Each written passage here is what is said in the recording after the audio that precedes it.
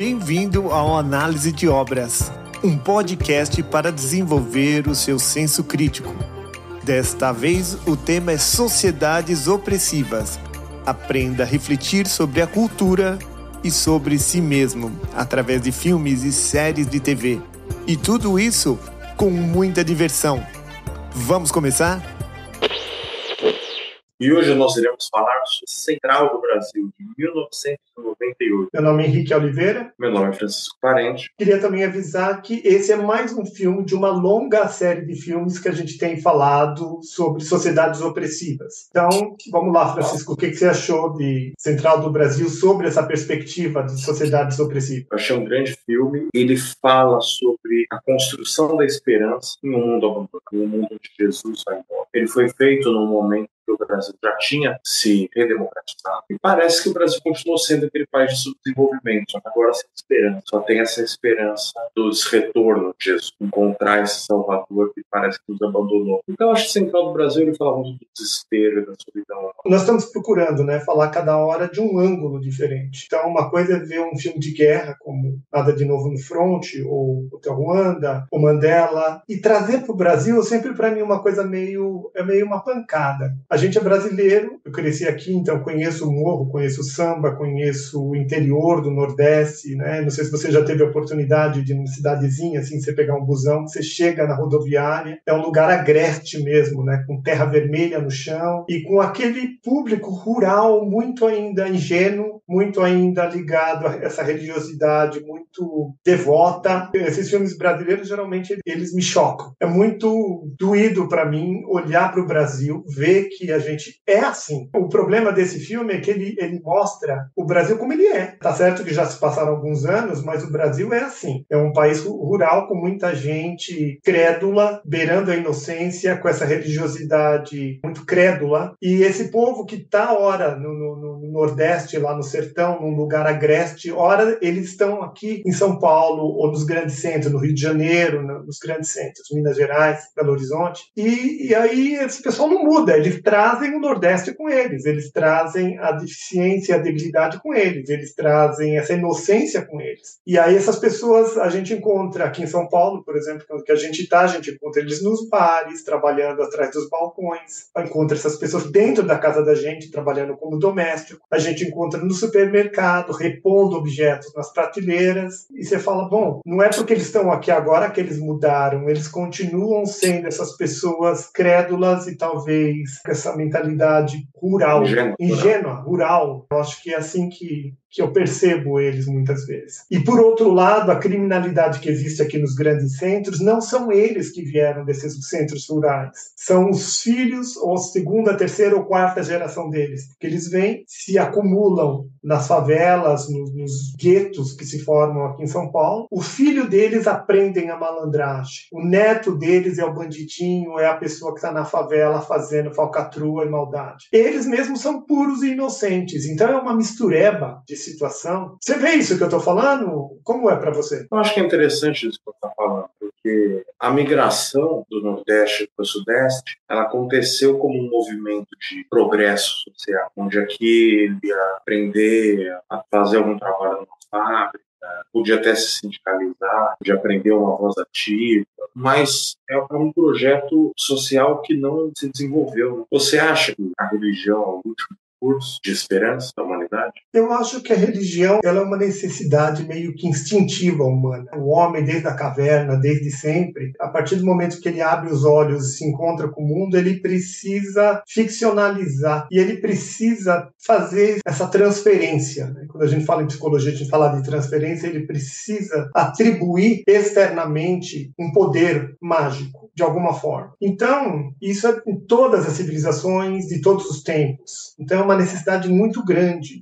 Começa com o animismo, começa atribuindo ao Deus Sol, Deus Lua, à árvore, ao jacaré, ao crocodilo, sei lá, transfere externamente para algum ente. E isso evoluiu e involuiu várias vezes com progresso da civilização, existe essa necessidade. Inclusive, várias complexidades humanas se estabeleceram nas grandes religiões, porque começa de uma forma inocente, pura, quase ingênua, atribuindo, fazendo essa transferência, e depois cria um conjunto de deidades sem fim. Então, quando você olha o romano, tem 200 deuses. Você vê os gregos, tem, 300 deuses. Você vê o mesopotâmio, tem 4... Então, a necessidade de criar deidades e de atribuir para alguma coisa é muito grande. Então, quando você vem para o catolicismo, quantos santos não tem? Quantos arcanjos, apóstolos, visionários? Então, cada religião, cada instituição que lida com esse aspecto religioso, ele tem uma necessidade muito grande de criar isso. E aí, nesse filme, tentando trazer para agora, para esse filme, não é diferente. Você falou logo de cara de religião, eu não sinto esse filme assim, tão diretamente assim, conectado com a religião, mas ele fala, tá ali. Está presente. Você vai na casa da Dora, quando o menino entra, olha para as paredes, tem um santo lá meio caindo aos pedaços, assim, meio estragado, meio envelhecido lá, mas tem um santo. Então, essa questão de religiosidade no Brasil perpassa todo mundo, desde uma classe bem desfavorecida até uma classe média, ou mesmo uma classe alta. Todo perpassa por tudo. E aí, quando você vai no Nordeste, você vê essa romaria, que é muito bem mostrado nesse filme, a devoção, a necessidade de se agarrar a esse ente anímico, né, nesse ser sobrenatural, de confessar, de pedir socorro, de se explicar frente a essa entidade, né, supostamente superior. E é assim que eu vejo como uma necessidade humana que fica se desdobrando, e de tempos em tempos ela ganha muita relevância, de tempos em tempos ela perde um pouco de relevância, mas ela não sai. Eu concordo com você. Eu acho que é um traço inerentemente humano, essa ideia da gente ter uma necessidade de atribuir um sentido, né? Porque é isso que a religião faz. A religião, ela atribui um sentido, ela dá sentido para as coisas ser como elas são. Ela tenta compensar uma falta, uma dor, um desamparo. Eu acho bonito que no final a Dora, ela vira para o menino na carta e fala: Jesus, ele vai voltar e vai ficar tudo bem. E isso é interessante, que é uma aposta na esperança. Eu achei bonito isso. Tem um entendimento atual que depende muito como a pessoa interpreta. Para ela, a coisa está lá na frente dela, ela interpreta de um jeito. Então, a religião está aí do jeito que ela é, né? Que nem essa romaria e tudo mais. Cada pessoa lê de um jeito. Então, se ela interpreta aquilo como uma coisa esperançosa, que traz vida e alegria para ela, aquilo faz o dia dela melhor, faz a vida dela melhor. Então, por fim, aquilo é um benfeitor na vida da pessoa. Mas quem faz a benfeitoria é a própria pessoa. Não é necessariamente a religião, é como ela lê, né? Então, a felicidade, a alegria, tudo é muito assim. A pessoa às vezes vive num tremendo conforto, ela olha para a vida dela, por todo o conforto da vida dela, com muita feiura. E tem gente que vive no meio de um lugar horrendo, sem recurso nenhum, ela olha para tudo aquilo e ela vê beleza. Então, depende muito do autor, o autor da interpretação. Cada indivíduo é um autor, né? Então, a religião está aí. E muita gente atribui a religião como um efeito maravilhoso. Então, se ele faz isso, é isso. Para ele, pelo menos, é isso. E aí não cabe ao terceiro julgar, porque não é uma relação do terceiro, é uma relação do primeiro. É a relação dessa primeira pessoa que está interpretando aquilo. Mas é interessante que a religião, ela tem essa coisa meio imprecisa. Deus vai te mostrar o caminho. Sempre uma coisa meio vaga. Aí qualquer coisa que acontece, então foi isso. Ela se vale desse aspecto de multi-interpretação. Agora vamos ao tema esperança, porque imagina uma pessoa analfabeta que saiu do Nordeste e que veio tentar a vida aqui honestamente e sinceramente, muitas vezes fugindo de algum problema, de um relacionamento tóxico, ou vindo mesmo com essa esperança de que vai começar uma vida melhor. Chega numa pessoa que é um escrevedor de cartas e a pessoa se entrega ali pedindo alguma coisa para a pessoa. E aí a figura da Dora no filme, ela é uma figura cínica, amarga. Teve os problemas de infância dela, saiu de casa, e depois ela foi professora a vida inteira e agora, como um recurso extra, ela faz uma graninha escrevendo carta para os outros na Central do Brasil. Vai lá, cumpre horário. E essa pessoa que vai muito ingênua na frente dela se entrega e ela julga essas pessoas. Essa pessoa é má. Ela gosta do cara, ela quer ficar com o cara. E ela inventa todo esse monte de mentiras. Ela acha que eu não estou vendo. Então ela é uma pessoa articulada, amarga, no meu ponto de vista, e cínica, porque ela chega na casa dela, lê as cartas com escárnio, rasga a carta, joga no lixo, a outra ela põe no limbo. O que você acha disso? Que é um cinismo? Que ela não sabe o que ela está fazendo? Ela é uma pessoa maldosa, representante de uma grande porcentagem da população? Quem é a Dora? Pergunta interessante. A Dora, eu acho que ela é uma personagem muito humana. Ela não é excepcional. A Dora é uma pessoa amarga, ressentida, que parece que sofreu muitas frustrações na vida. Ela fala que ela saiu de casa aos 16 anos, e quando ela encontrou o pai dela nem conheceu ela. E então eu acho que ela é uma pessoa que ela aprendeu a cimentar tudo aquilo que tinha dentro dela, e ela foi uma pessoa muito amarga. E ela fala, eu tenho saudade de tudo, eu tenho saudade da Eu acho que essa é a parte mais tocante desse filme. Quando ela fala que tem saudade de tudo, quer dizer, tudo que estava entupido, criando essa amarguidão para ela, era tudo uma reversão. Ela queria ser amada o tempo todo, ela queria estar participando o tempo todo. E só agora, depois desse périplo com o menino, de amor e de abertura, que ela foi chegar nisso. Pelo menos foi assim que eu li. Foi assim que você leu? Sim, ela teve que passar por isso para ela conseguir entender quem ela era. Então eu sinto que a Dora, ela era uma pessoa que parece que ela era cínica, maldosa, sabe? Como um modo de ela poder se suportar, sabe? Mas quantas pessoas talvez não façam coisas para suportar? Porque eu fico vendo uma pessoa que trabalha de uma forma sistemática, quando ela se aposenta, ela faz o quê? Ela não sabe fazer outra coisa, a não ser ordenada por um terceiro, pelo Estado, pela empresa onde ela trabalha, de alguma forma. E aí você passa aqui nos bares ou vai nos lugares, tá cheio de homem lá jogando dominó, jogando conversa fora, numa tarde inteira. O que é que essas pessoas estão fazendo? Elas estão tentando encontrar como preencher o vazio delas. Ou talvez indo em igrejas. Eu cantei em coral onde tinha pessoas de idade que cantavam em 5 corais diferentes. Eles cantavam nesse coral, cantavam no outro.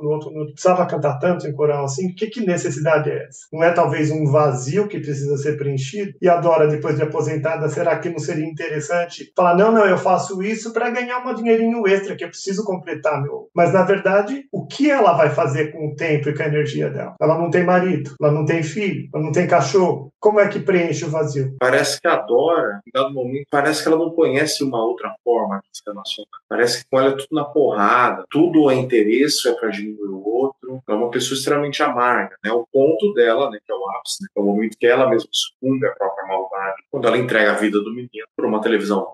Mas até ali acho que ela não estava entendendo que o menino ia... Porque na ficção, imagina-se que depois que a Irene fala para ela que, olha, tá tendo um monte de casos onde que o pessoal mata a pessoa para pegar o órgão, né? Venda de órgãos, tráfico de órgãos, aí que bota ela numa crise consciencial. Até ali ela estava levando numa instituição que ia mandar o menino para o exterior e promover uma vida melhor e pôr uma grana no bolso dela. Parece bem coerente até. Eu acho que ela, na verdade, não se importava, sabe, com o que ia acontecer com o menino. Mas, tipo, no fundo, assim, pouco importa. Ela estava lá atrás do dinheiro. Eu senti isso. Eu não senti muito assim, não. Eu senti que ela era essa pessoa amorosa, retida, sabe?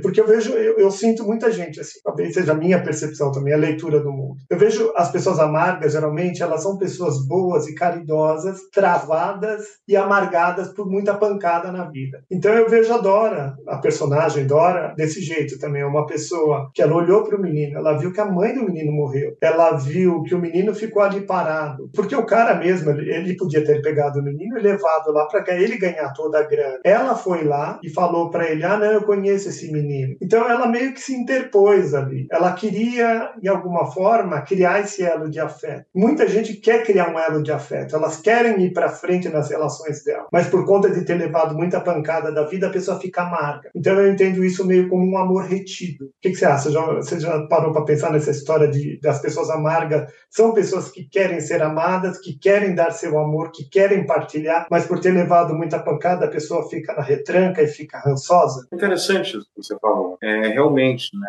Depois de apanhar muito da vida, a pessoa fica meio ressabiada. Mas com esse menino, parece que ela cria um começo de empatia. Ela cria uma empatia, mas ao mesmo tempo bem distante. Ela vai brincando, né? Eu tenho a sensação desse filme que, por exemplo, ela tá lá, na retranca, como muita gente tá aí na vida. E aí ela viu um menino. perdeu a mãe, ficou aí, você não tem mais ninguém nesse mundo? Bom, vamos tentar fazer alguma coisa. E aí, menino, o que você acha disso? O que você acha daquilo? E o menino, ele fez muito bem esse papel. Embora ele fosse uma criança, eu achei que acho que é Vinícius de Oliveira, o artista lá, o ator, ele fez extremamente bem, e ele deve ter feito na naturalidade dele, de ser teimoso, e ele tirava, ele meio que espetava ela, né? Mas essa carta a gente vai precisar rasgar primeiro, então ele pegava e denunciava ela. Entre esses espetos e a retranca dela e a necessidade de criar um elo de afeto que ele precisava e ela precisava, eles foram se movendo até encontrar esse lugar de necessidade do menino. Quando chegou nos 80%, 90% do filme, ela já estava totalmente, mas você vai esquecer de mim? Você vai esquecer de mim? Porque eu não tenho nada, eu não tenho ninguém. Você, na verdade, agora se tornou a figura mais importante da minha vida. Se você esquecer de mim, eu não tenho ninguém. É uma coisa doída isso daí. E para a mulher, a maternidade é uma coisa muito importante. Eu vejo mulheres mais velhas, assim, que eu convivi, assim, você vê que elas chegam aos 50, 60 anos, se elas não casaram e não tiveram filho, elas ficam nesse lugar, não, eu tô numa boa, eu tenho tempo, eu tenho dinheiro, eu não tenho preocupação. Mas alguma coisa não se resolveu, sabe? A maternidade não se manifestou. Essa necessidade de dar amor para o outro que não se desenrolou, encruou. E daí explica-se para poder dar uma ordem racional na história. Mas é uma trava, fica um embrulho isso daí. Porque é interessante, né? Porque, assim, a mulher, ela tem um período da vida dela. O corpo dela se prepara todo mês para ter um filho. Então, interessante você pensar que você pode tomar uma decisão que você nunca vai voltar atrás e que talvez você só entenda o valor disso no futuro. Por exemplo, uma pessoa que eu conheço falando, né, a vida inteira eu não quis ter, mas depois que o tempo passou, minhas filhas elas já estavam maduras, ela falou, hoje eu só tenho as minhas filhas. Ela falou, se eu não tivesse ouvido a minha mãe, hoje eu seria um lugar sozinho. Como eu ouvi minha mãe, hoje eu tenho as minhas filhas, são as minhas únicas companhias. Mas daí também é mais uma coisa, como a gente falou, que a pessoa precisa participar de uma religião ou de alguma coisa, porque ela precisa transferir o afeto dela, ela não consegue se assentar nela, estar completa nela com ela. E essa história de ter o filho também, eu vejo isso. Muita gente tem o filho e chega mais velho nesse lugar, ainda bem que eu tenho meus filhos. Meus filhos são tudo na minha vida. Talvez, sim, é assim que ela lê o mundo, é assim que é para ela. Mas o que acontece, eu fico imaginando que uma pessoa poderia ser mais autossuficiente. Não está na religião, não está no filho, não está no cachorro, não está no monte de bens que conseguiu. A pessoa deveria, uma pessoa sábia, pelo menos, eu entendo assim. Talvez seja teórico para mim, não seja nem efetivo na vida, mas ela deveria estar bem com ela mesma, não chegar transferindo para tudo quanto é lado, ou para religião, ou para filho, ou para casa, ou para o dinheiro, ou para o cachorro, porque é assim que eu vejo o pessoal chegando no final da vida. Eu só vejo isso. Na verdade, eu não vejo nem outra coisa. Então, como que você vê o pessoal chegando no final da vida todo assim transferido para as coisas? O que fez sentido na vida dela foi cuidar do filho, foi cuidar da casa, foi ser honesta. Eu vejo as pessoas cada vez chegando mais perdidas. Eu sinto isso, sabe? As pessoas parece que elas não aprenderam tanto ao longo da vida.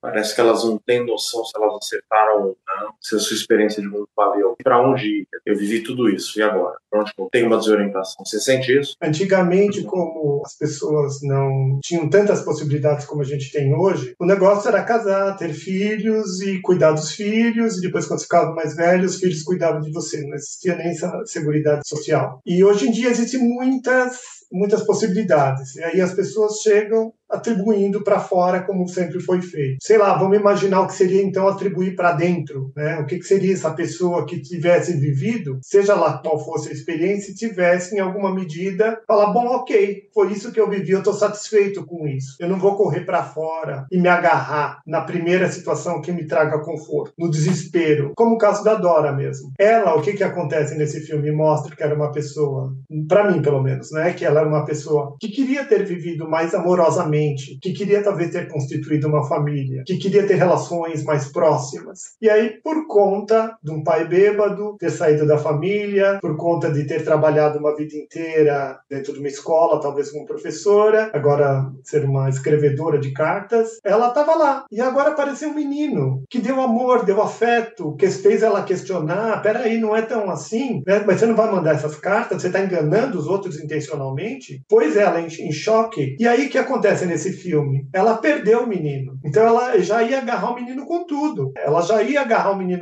Mas agora o menino saiu de cena. E ela ficou sozinha. Como você vê a continuação da Dora, se esse filme continuasse? Ela ia voltar para o apartamento dela, olhar para o teto, olhar para as cartas da gaveta e voltar para a Central do Brasil. É interessante porque a Dora, ela sai sem rumo, né? Quando ela tá falando com a amiga dela, ela falou, eu fiz muito besteira. Ela falou, o que tem aí? Tem minha TV? Tem de tudo. Quer dizer, se ela voltasse para lá, ela estava jurada de morte pelo miliciano lá da estação. Então é interessante que a Dora, ela sai sem rumo. Eu não sei para onde ela ia. Eu acho que provavelmente ela vai ficar em algum lugar periférico, onde tem pessoas que precisam do trabalho dela, de quem escreve cartas. Mas eu acho que ela ia tentar recomeçar a vida dela, talvez com uma pessoa gentil, que se importa em fazer essa comunicação. Ela quer que o menino tenha a vida dele sem ter ela. Tanto que ela foge. Mas com grande dor, né? Mas ela tem para quem escrever. Interessante isso também. Ela foge, mas eles mantêm uma relação por carta. É interessante também porque eles vão até Bom Jesus, encontrar o Jesus, e eles não encontram nunca Jesus. E o Jesus deixa o filho dele, Moisés e Isaías. Os nomes bíblicos, né? Todos. E o Moisés tem muita fé no pai, que o pai vai voltar, e o Isaías acha que não. Você acha que o filme, quando ele põe essa questão do Jesus, do Salvador, que vai voltar, você acha que a maioria das pessoas acha que de fato ele vai voltar? Você acha que as pessoas acreditam nisso que ele vai voltar, ou que a maioria das pessoas está completamente desiludida e acha que nem a pau vai voltar, que ele era um bêbado e que não prestava, e que Jesus, você foi a pior coisa que me aconteceu, porque você criou toda essa situação que eu vivo hoje? Então, eu volto naquela minha história lá. Cada um tá lendo o que quer, de acordo com suas necessidades e possibilidades, né? Como você falou, o próprio filho dele, Moisés, era esperançoso, queria que o pai voltasse. E queria buscar nas pessoas também uma validação. Não, ele vai voltar. Você pode ver, o Moisés queria ouvir isso. E aí o menino, a criança, né, o Josué, falou, não, mas ele vai voltar. Então, essas pessoas estavam verdadeiramente querendo o pai. E eu não levei tanto essas falas, tanto para esse aspecto religioso. Parece que você levou muito mais para essa simbologia, né, para esse paralelismo com uma alegoria religiosa. Eu levei mais como um drama humano mesmo. Algumas pessoas desejam a volta do pai, algumas pessoas, como ela mesma, a primeira vez que ela vai falar lá da carta, que ela manda o texto, é que eu te odeio, você não vale nada, né? Coisa que o menino repete, inclusive, depois, porque é assim que as crianças funcionam, eles pegam o que o pai fala e repete. E depois ela volta lá com uma conversa meio a meio, né? Acho que eu vou pegar férias no mês que vem, eu vou aí. E depois, na verdade... ela estava louca para ver o marido. Ela estava louca para ver o marido. A Dora acertou, né? E a Dora falou, mas peraí, minha senhora. Então peraí que vamos escrever de novo essa carta. Aí quando ela escreve, que na verdade é a terceira escrita da carta, a Dora põe explicitamente que eu te amo, eu quero ver você, eu preciso de você. Então é isso, eu acho que cada pessoa está num lugar de leitura e de suas necessidades. O outro estava ressabiado, o Isaías lá que você falou.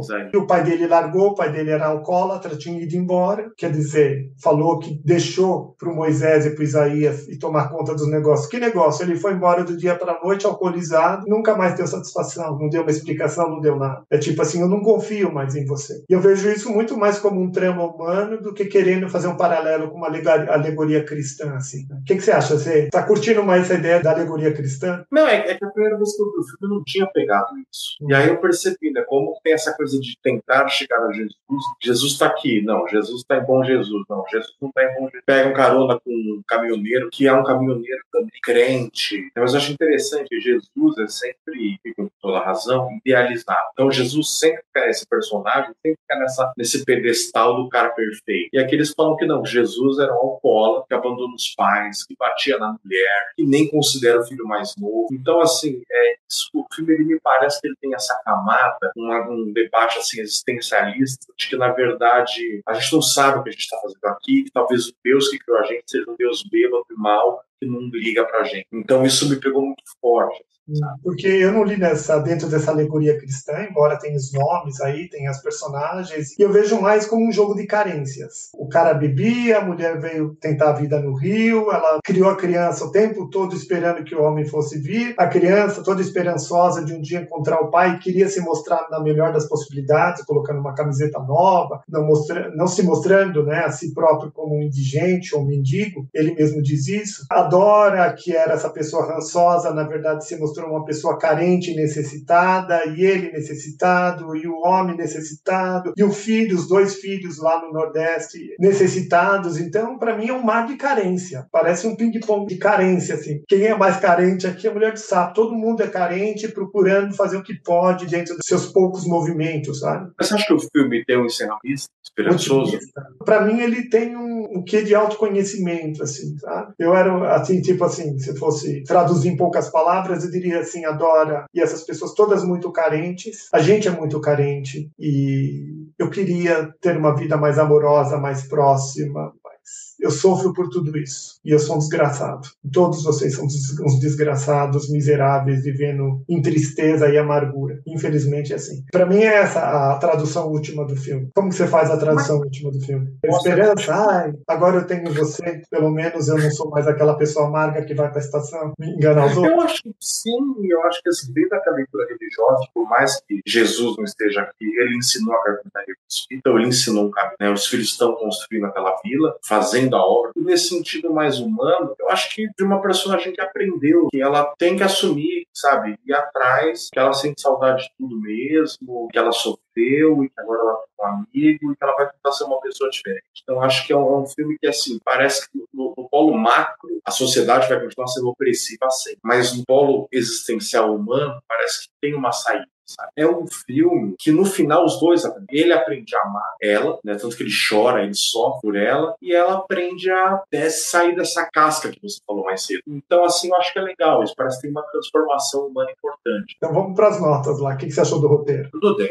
Eu dou 9,5 pro roteiro. Eu achei excelente. Aquela história, eu não quero dar 10, a menos que eu acho que seja incrível fora do planeta, né? Mas fantástico, né? Escrever essa história, esse jogo emocional que faz com a gente, né? Essa peregrinação emocional. Para mim, eu chorei e ri nesse filme. Eu também. E te fez pensar? Eu dou um 8, para quando o filme me provocou e me fez pensar. Eu vou dar 8 também. Eu vou dar 8, me fez pensar bastante, porque eu estou comparando bastante com o filme que a gente conversou da última vez, que foi Capitão Fantástico. Aquele filme, ele me consumiu muito antes do nosso encontro, sabe? Em termos de o que isso quis dizer, o que aquilo quis dizer. Esse filme não, parece que eu não tinha muito o que pensar. Posso ir lá direto conversar com o Francisco, porque eu estou pronto. Então eu vou começar a usar isso como unidade de medida. Quando me angustiar muito, eu tiver que pensar muito antes, nota mais alta. Se eu não tiver que pensar muito, porque não é tão assim. Mas de qualquer forma, tem muita coisa bacana aqui que a gente conversou hoje, inclusive. Então, veio dessa reflexão, né? Então, 8. Qual que é o terceiro item? Sociedades opressivas. Você está dentro do nosso tempo. Eu vou dar 8. Eu também vou dar 8,5, vou dar um pouquinho mais que você, porque eu acho que ele, se olhar bem para ele, a opressão está por trás. É o pano de fundo do tempo todo desse filme. Aquela estação cheia de gente passando, o vendedor, o cara que executa o outro, a venda de órgãos, está tudo aí. É tudo opressão, é tudo uma coisa medonha construída na sociedade. Depois, quando vai para o Nordeste, aquelas romarias, a pessoa naquele caminhão sendo transportado. Então, opressão, opressão, opressão. Então, é o pano de fundo do tempo integral do filme. Então, 8,5. Esse foi mais um episódio do Análise de Obras. Lembre-se de conferir nossas publicações no YouTube. E mais do que tudo, reflita sobre o que ouviu aqui e aprimore o seu senso crítico. Curta o canal e mantenha seu autoconhecimento como sua maior prioridade. Grande abraço. Até a próxima.